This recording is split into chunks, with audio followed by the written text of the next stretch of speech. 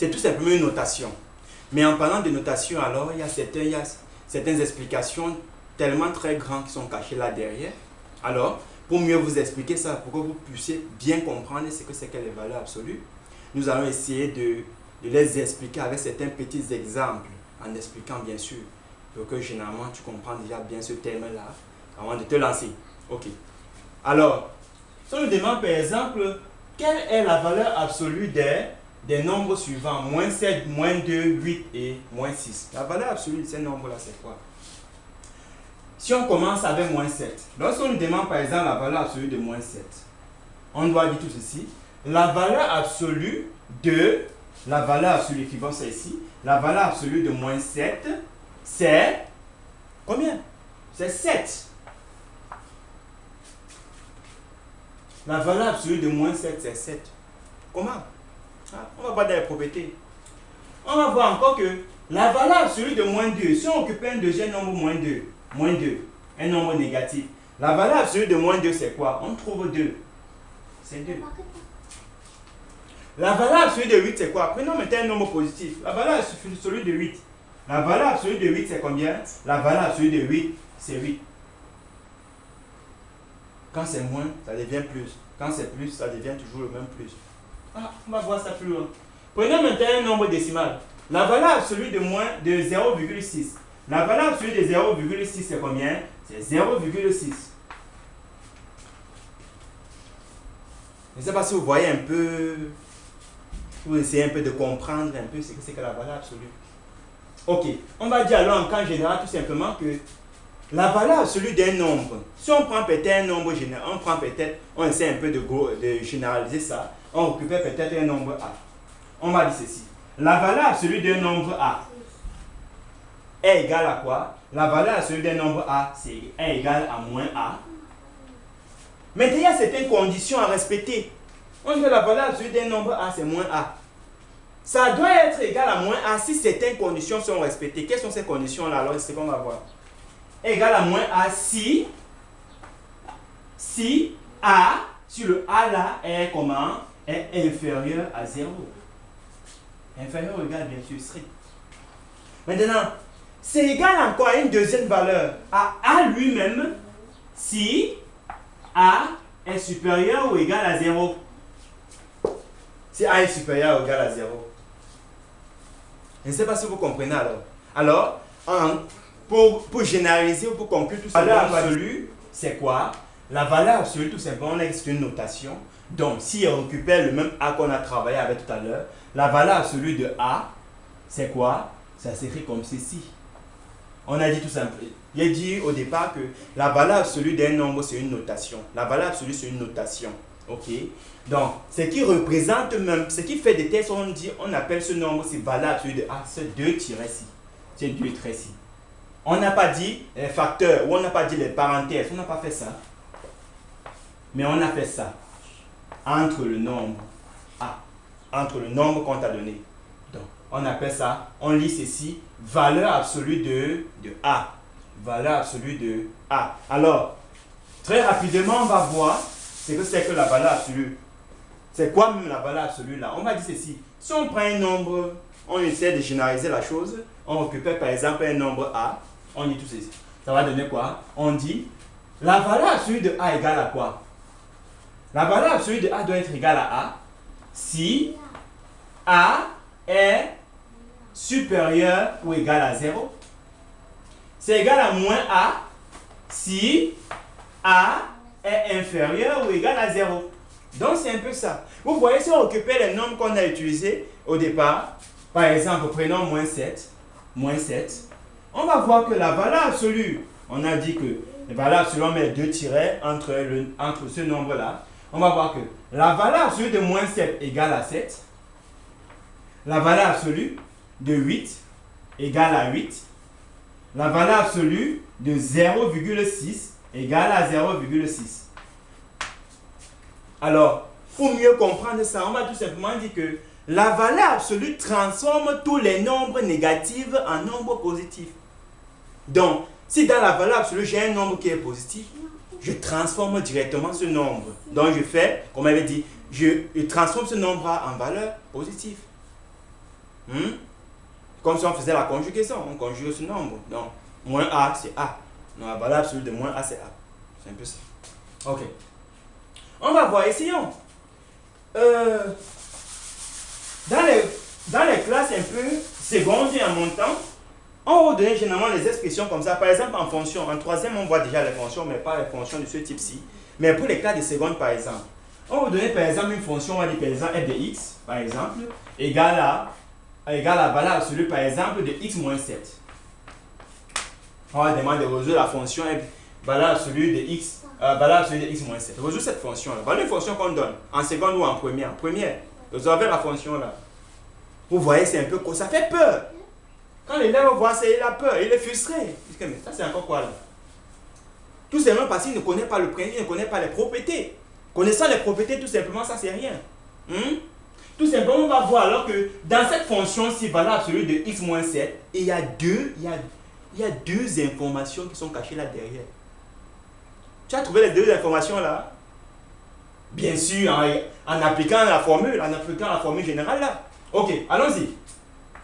Donc, l'élève de seconde ou l'élève de première qui arrive dans ce cas-ci, fonction, valeur absolue de x moins 7, comment il va se comporter? Il faudrait tout simplement qu'il retire, il récupère les deux informations qui sont cachées là derrière et la résolution devient enfin, très facilement.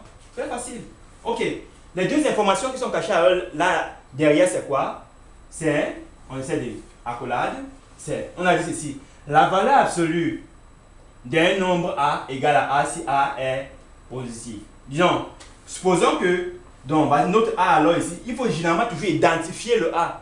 Le A alors dans notre valeur absolue, c'est tout ce qui est à l'intérieur des valeurs absolues là. Donc, même s'il y a une expression littéraire tellement plus longue, tu récupères tout ça dans la parenthèse, tu appelles ça ton A. Ok. Donc, ici alors, ça c'est mon A. On a dit, la valeur absolue de A égale à A si A est positif. Donc, je récupère mon A égale à x moins 7 si x moins 7 est comment? Supérieur ou égal à 0. Deuxième information, le A là encore égal à moins A. Valeur absolue de ce A là encore égal à moins A si A est inférieur ou égal à 0. Alors, écrivons tout simplement. C'est comme un fax. Les propriétés, tu as maîtrisé les propriétés, tu appuies dans l'exercice. Vous voyez comment c'est facile.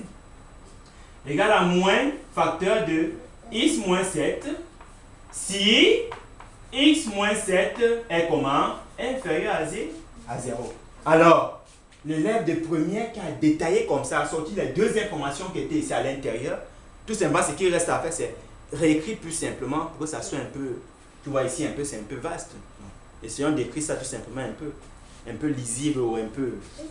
Bon, allons-y. Ça donne quoi? Ça va nous donner quoi? Essayons d'écrire ça plus simple. Ça fait x moins 7 supérieur ou égal à 0. Deuxième en bas. Ici, on va voir que le moins si, c'est comme s'il y avait moins multiplié. Parce que le moins si multiplie tout ce qui est à l'intérieur tout ce qui est à l'intérieur de la parenthèse. Donc, on doit faire moins fois x et moins fois moins 7. Et là encore, il est aussi important, parce qu'en cas de troisième, généralement, on a l'habitude de vous donner les expressions en mathématiques avec beaucoup de moins. Parce qu'on sait généralement, les élèves de classe de troisième, vous ne maîtrisez pas la table des signes. Très important, table des signes. Alors, essayons de résumer un peu la table des signes très rapidement. On va voir que dans la table des signes, plus fois plus égale à plus, moins fois moins égale à plus, et moins fois plus égale à moins, plus fois moins égale à moins. Très important. Maîtrisez ça dans la tête. Il faut retenir ça. Ça vous suit jusqu'à tout au long de votre vie. Ça vous suit. Ok. Allons-y alors. Moins fois x, ça fait moins x. Moins fois moins 7. Donc, on commence d'abord par les signes. Moins fois moins, ça fait plus. 1 fois 7, ça fait 7. Parce qu'on a dit que si on écrit par exemple moins x par exemple, moins x c'est deux valeurs. Moins x égale à quoi? À moins 1 fois x. On voit bien qu'il y a le moins 1 là qui multiplie x. Donc c'est pour ça qu'on dit là, on multiplie par le moins. Moins fois moins ça fait plus. 1 fois 7 ça fait 7. Maintenant le signe c'est quoi? Inférieur ou égal à 0. Vous voyez très facilement. L'élève de première qui a détaillé sa fonction comme ça. Ici c'est la fonction f de x, on va faire bien. L'élève de première qui a détaillé sa fonction comme ça, il ne reste plus qu'à résoudre très facilement. Vous voyez, on quitte de l'expression avec les valeurs absolues, on essaie de comprendre son principe, ses propriétés, et on applique dans l'exercice, on sort la fonction lisible et très facile à comprendre. Alors, on va continuer avec les propriétés. Donc, on va essayer d'expliquer un peu très clairement les propriétés des valeurs absolues. J'ai essayé de lister certaines propriétés vraiment très importantes, généralement qu'on utilise au quotidien, des valeurs absolues. J'ai listé quelques 7 là, dans de 1 à 7, les propriétés des valeurs absolues. On va essayer d'expliquer ça pour que vous essayiez de comprendre un peu la quinquessence, quoi. Essayons d'expliquer. On va commencer par la première propriété qui dit ceci. Valeur absolue de x égale à... Valeur absolue de x est supérieure à 0. C'est vrai, non? Parce qu'on a vu tout simplement que la valeur absolue d'un nombre doit toujours être supérieure à 0. Si on récupère la valeur absolue, par exemple, de moins 7, la valeur absolue de moins 7, c'est 7. Or, la valeur absolue d'un nombre positif, par exemple, 7, c'est toujours 7. Donc, tu vois, le nombre, ça va être toujours positif. Là, c'est positif, c'est supérieur à 0. Ok. Et si on récupère peut-être un nombre négatif, si on prend par exemple x, 7, 7 moins 7, et qu'on calcule sa valeur absolue, comment la valeur absolue de 7 ici, comment même la valeur absolue de moins 7 donne 7? L'explication claire, c'est quoi? C'est pas que ça transforme, c'est pas que automatiquement le moins 7 devient 7. Il y a certains signes là derrière. Essayons de voir. On a vu que normalement, ça donne quoi? Puis on a vu dans la formule que la valeur absolue de A égale à A si A est supérieur à 0 égale à moins A si A est inférieur ou égal à 0. Donc, vous voyez bien que c'est égal à moins A si A est inférieur ou égal à 0. Maintenant, ici, ça doit être égal à quoi? Maintenant, A moins, A est inférieur. On voit bien que notre A c'est 7. Notre A c'est 7. Or, A est négatif. A est négatif. Notre A est négatif. Donc, c'est égal à la formule. Dans la formule, dans l'explication de la formule, il y a un moins. Donc, on récupère le moins là, qu'on écrit là. Moins. Parce que notre A, n'oublions pas que notre A c'est moins 7. Donc, ceci égale à quoi? Comment on fait pour savoir si c'est égal à 7? Donc, on a dit quoi? C'est égal à moins A si A est inférieur ou égal à 0. Ok, on voit bien dans la formule générale qu'il y a le moins. C'est le moins là, c'est le moins là que j'ai écrit là, le moins de la formule. Maintenant, j'ai écrit mon A. Mon A là c'est quoi? Mon A là c'est moins 7. On voit bien que comme on a vu tout à l'heure les opérations des signes, on a vu bien que moins fois moins ça donne plus. Donc ça donne maintenant 7. C'est pas que voilà, absolue d'un nombre négatif donne un nombre positif. Voilà tout le cheminement, voilà tout le principe se passe là derrière. Pour ça donne notre valeur positive qui est 7. Non, c'est tout ce principe là qui se passe là derrière. On dit valeur absolue de moins 200 égale à 200. Donc c'est le principe qui se passe derrière. Donc on récupère, quand le nombre qui est dans la valeur absolue est négatif, il y a d'abord un moins qui se multiplie au nombre négatif qui est dans la valeur absolue. C'est un peu ça. Mais quand c'est positif, par exemple, valeur absolue de 6, on a vu quoi? Si le nombre est positif, c'est égal tout simplement à 6. Donc c'est un peu ça. Si le nombre est positif, c'est égal à 6. Mais si le nombre est négatif, c'est égal à moins la valeur de A là. Or, notre A là, c'est égal à quoi? À moins 7. Donc, je écris moins de la formule, moins le A. A moins 7, moins la valeur de A. Ça fait moins fois moins, ça fait plus. Et on récupère le nombre 7 qui est positif. Donc, c'est tout ce principe-là qui se passe derrière. Ok. Donc, vous voyez alors que qu'en soit un nombre dans la valeur absolue qui soit positif ou négatif, son résultat donne toujours la valeur positive. Et tout simplement, en conclusion, on va dire la valeur absolue de x est supérieure à 0 qui est positif. Ok. Deuxième principe, on va voir que, excusez-moi un peu, la gorge est un peu sec là.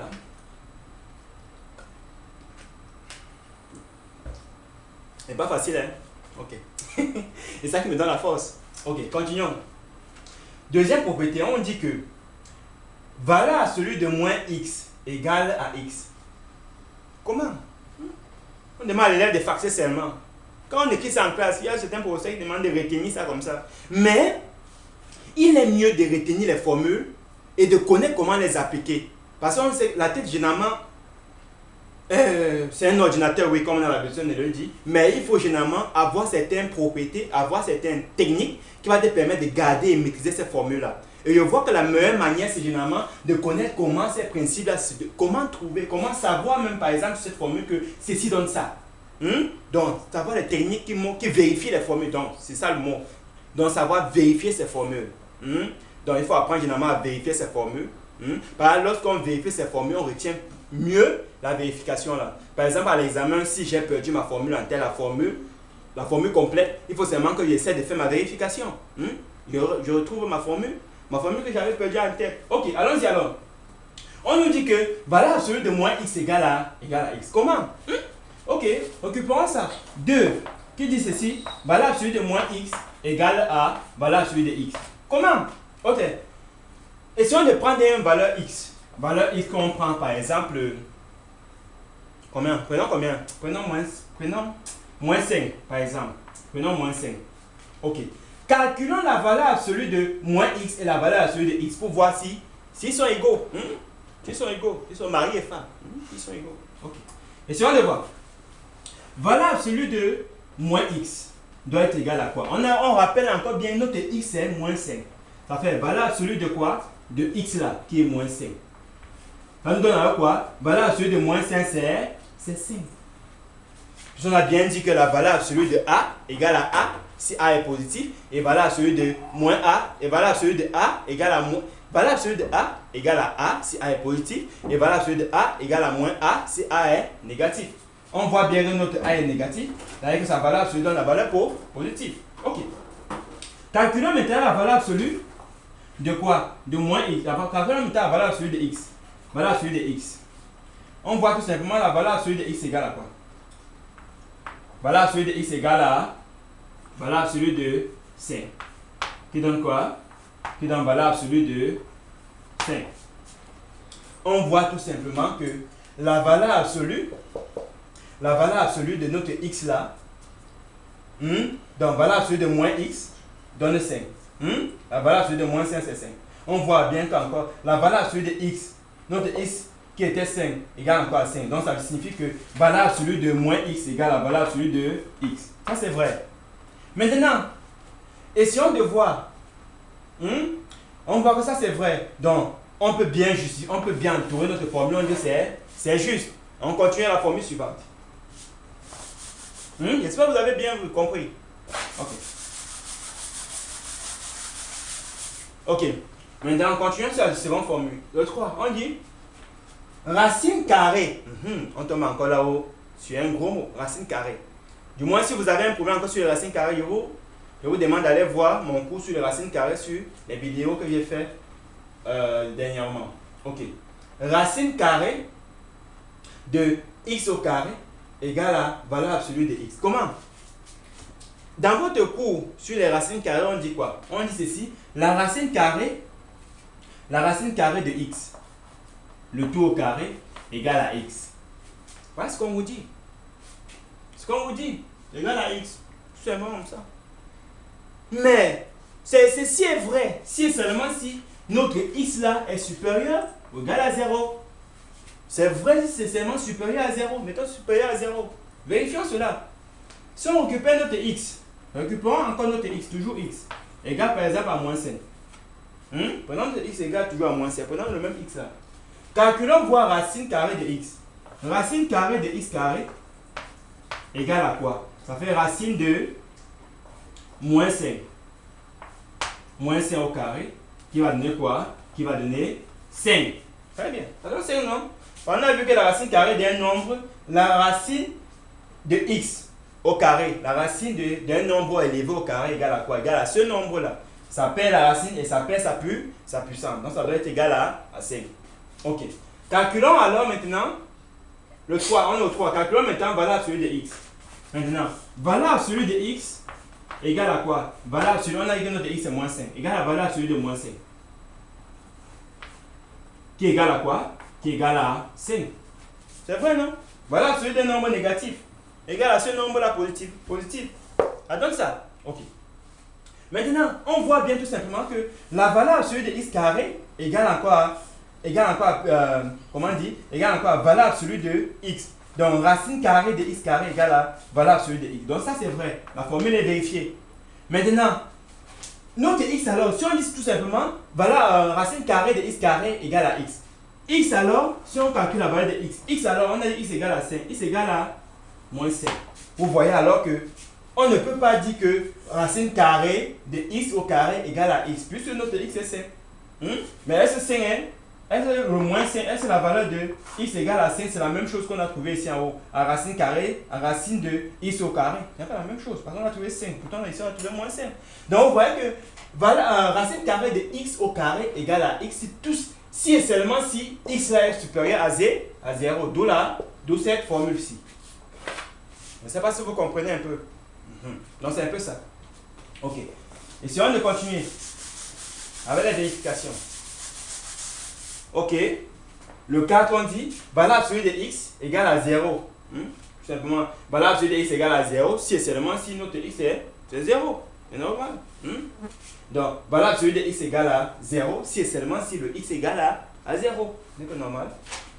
Maintenant, ici, on dit que valeur absolue de x égale à valeur absolue de y. Dans ce cas-ci, c'est vrai si et seulement si le x égale à y. C'est vrai si et seulement si le x égale à y ou le x égale à moins y. Parce qu'on sait que lorsqu'on va mettre le moins y dans la valeur absolue, ça transforme ça en plus. Ça va faire moins y dans la valeur absolue, ça sort, ça devient y. On va remplacer moins y par x, ça donne la même chose. Ça donne ça. Donc j'essaie d'expliquer un peu là au maximum. Maintenant, le 6, on dit quoi? La valeur absolue de a fois b. La valeur absolue de x fois y. On peut décomposer. Ça va faire la valeur absolue de x multipliée par la valeur absolue de y.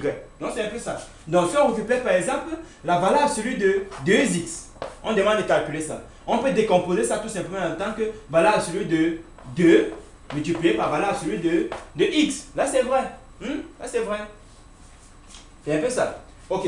Ici maintenant, le 7 on dit quoi? Valeur absolue du rapport de x sur y égale à quoi? Égale à valeur absolue de x sur valeur absolue de y. Par exemple, si on récupère par exemple 1 demi de x, en valeur absolue bien sûr, on peut décomposer ça comme étant valeur absolue de x sur valeur absolue de 2.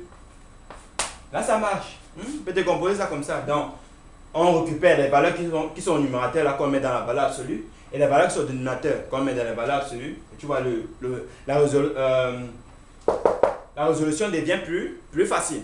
Donc, c'est un peu ça. Donc, là, ce sont les propriétés sur les valeurs absolues. J'espère que vous avez très bien retenu et bien compris ces principes-là. Comment ça se passe? Les égalités, là, vous avez bien compris.